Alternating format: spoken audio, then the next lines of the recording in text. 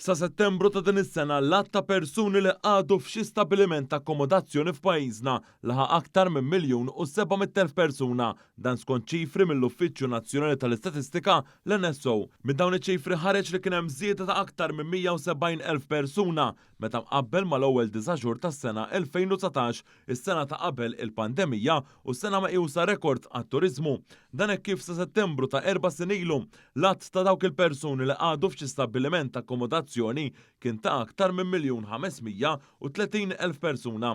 Minn dawn iċ-ċifri tal-NSO ħareġ ukoll li l-att tal-jiem għattajn f'dawn l-stabbilimenti ta' akkomodazzjoni fl-ewwel 9 xhur ta' din is-sena kien ta' aktar minn 7,500,000.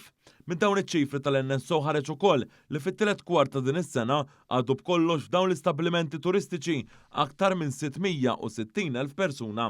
Dan ifisser żieda ta' aktar minn 87,000 persuna meta mqabbel mal-istess kwart is-sena l-oħra.